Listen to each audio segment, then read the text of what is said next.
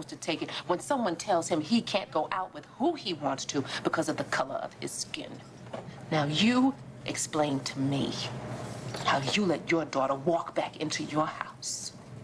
And I'll explain to you how it felt to see my son come home with tears in his eyes after it happened. I will not let that happen again. Really? Then where were you an hour ago when your son was trying to make excuses for why your husband said what he did and explaining with tears in his eyes that he was a different man than his father? Something that I don't think any son wants to say about his dad. And if you feel so differently from your husband, then why didn't you try and stop Ajoni from going out the door? Because he didn't say anything about how you tried to stop his father, tried to stop him from leaving. What's the truth there, Gail? The truth is that Kelly is not my first choice for Ajoni. Because she's white? Yes, because she's white. But you know what? I wouldn't expect you to understand that. You know, quite frankly, I don't care if you do. Because no one, including Kelly, is going to distract Ajoni from being successful. Then we agree on something.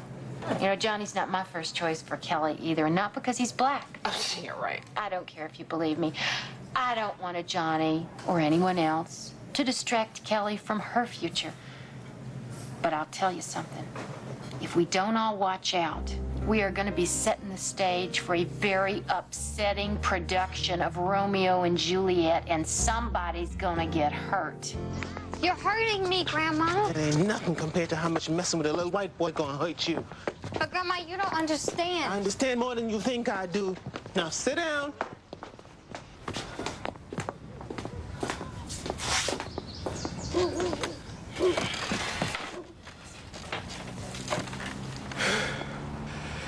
Now, I'm sorry if I hurt your name, but I know about things that you don't, child. Like how white boys only take to colored girls for one reason, and it ain't about being your friend. And if you let them get too close, they gonna have their way with you. Cause to them and their friends, you always gonna be nothing more than another little nigger gal to them. You understand?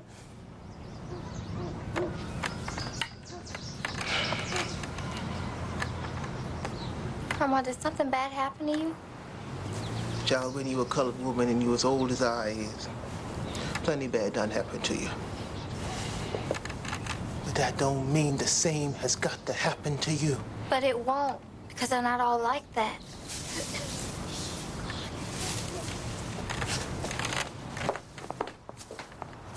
You got something to say? Yes, ma'am.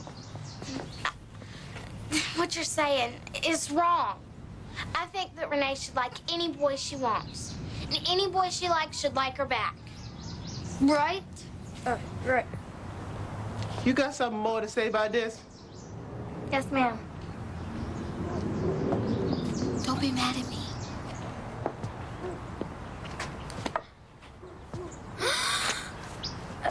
Renee Jackson, you get on inside before I strip me a switch. And your mamas need to do some better home training on you two. Now get! Come on.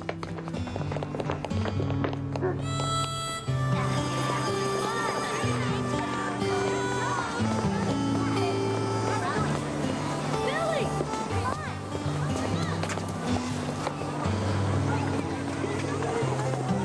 You always gonna be nothing more than another little nigger gal to a nigger gal.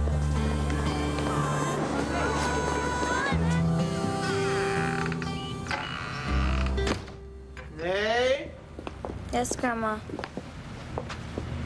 I got gingerbread cookies in the oven. Come on in here and help me with the next batch. Yes, ma'am.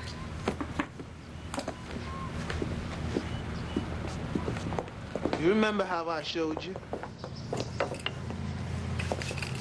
You start by rolling out the dough.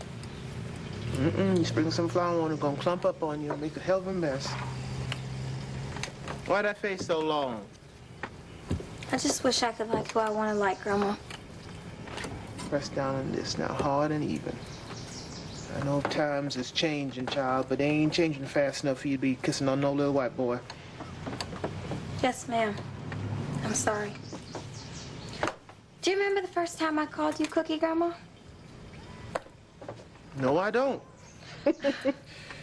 Child, I can hardly remember some of my favorite cookie recipes no more. I ever tell you why I like making my cookies? No, ma'am.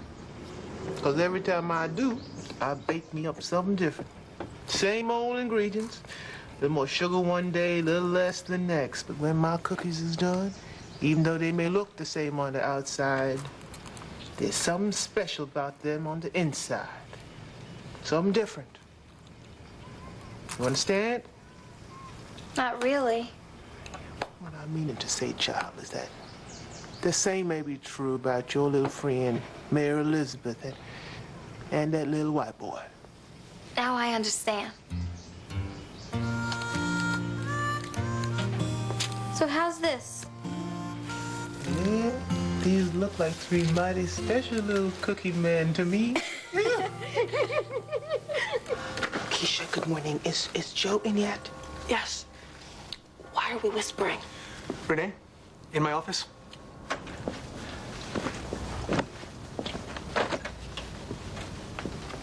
Joe, we have to talk. I know, Rene, but later. But now my final thank you can't wait much longer. Rene Jackson, meet Norma Jean Rayfield.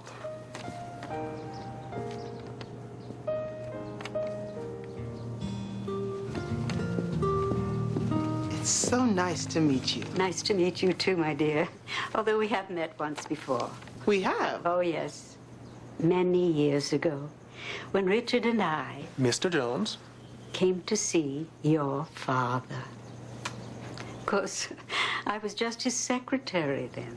It was almost 20 years before they became lovers. Isn't that romantic? He's so cute, isn't he? Well, if there isn't anything else. No, you've signed everything and you have the check. That's it. May I keep this letter? Of course. Thank you.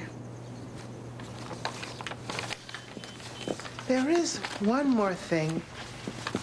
Yes? If you and Mr. Jones were so in love, why didn't you ever marry? That's easy, my dear. His marriages didn't last. Bye-bye.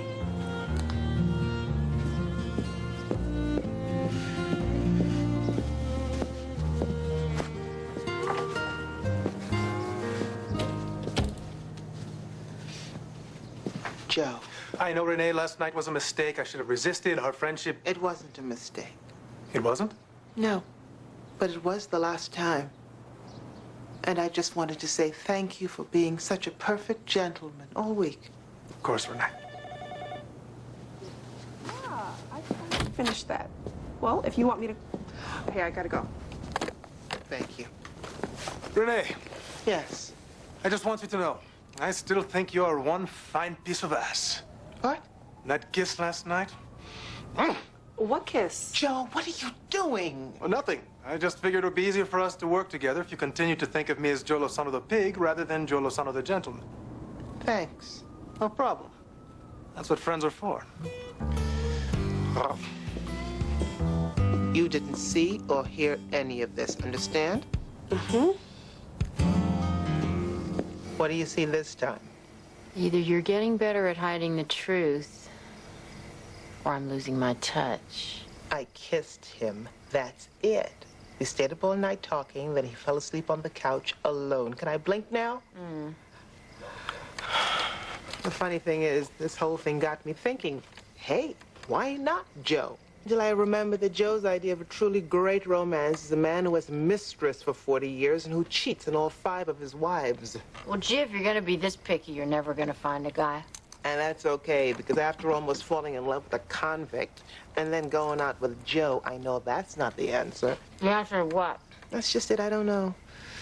But there's something missing. And this year, I'm gonna find it. Well, when you do you promise that I'll be the first one to know? Promise? More cheese.